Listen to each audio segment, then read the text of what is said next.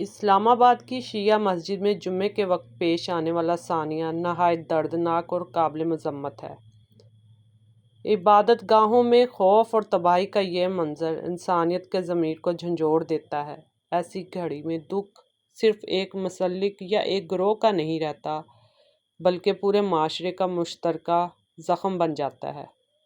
تاریخ گواہ ہے، مختلف ادوار میں مختلف مذہبی گروہوں کی عبادت گاہیں نشانہ بنتی رہی ہیں، جن میں سرفرست جماعت احمدیہ کی مساجد پر حملوں اور توڑ پھوڑ کے واقعات بھی شامل رہے ہیں، اور ہر بار نقصان انسانیت کا ہی ہوا ہے۔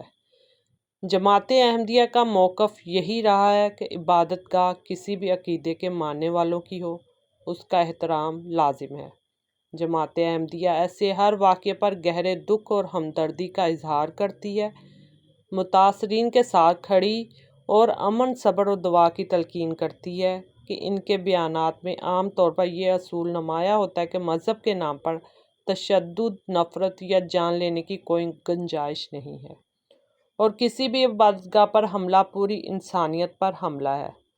اس کا ذمہ دار کون ہے، یہ کوئی نہیں کہہ سکتا کہ اس کا فیصلہ جذباتی نعروں سے نہیں بلکہ غیر جانبدار تحقیقات اور قانون کے ذریعے ہونا چاہیے۔ لیکن ایک بات واضح ہے، جب تک معاشرہ مجموعی طور پر مذہبی آزادی، باہمی احترام، عدم تشدد کے اصول پر متفق نہیں ہوگا، ایسے سانحات کا خطرہ کم نہیں ہوگا۔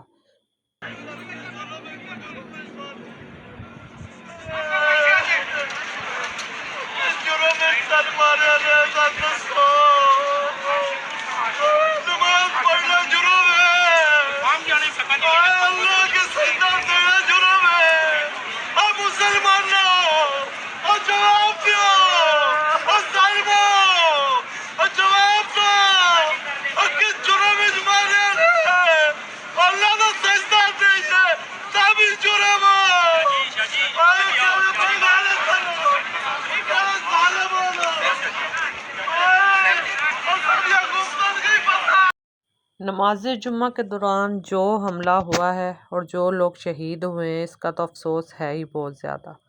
انسانیت کے ناطے انسان جو بھی ہوگا وہ یہ درد ضرور رکھتا ہوگا، اس کے لیے تو یہ بہت زیادہ افسوسناک واقعہ ہے۔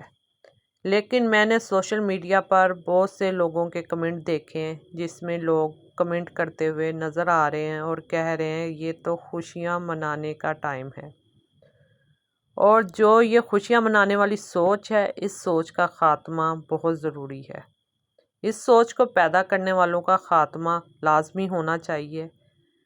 بے شک ایک دوسرے کے ساتھ جو بھی معاملات چل رہے ہوں، یا یہ دہشت گرد کہاں سے آیا تھا اور کیسے پکڑا گیا اور کس نے بھیجا تھا، یہ بھی معاملہ اپنی جگہ پہ ہے، لیکن جو معاشرے میں ایک سوچ پیدا کر دی گئی ہے کہ یہ فلاں جو ہے کافر ہے، یہ مرے بھی تو اس کا جو ہے وہ خوشی ہی ہونی چاہیے، آپ لوگوں کو غم نہیں ہونا چاہیے، اس سوچ کا خاتمہ بہت ضروری ہے۔ اس سوچ کا خاتمہ ہوگا تو انسانیت سے محبت پیدا ہوگی۔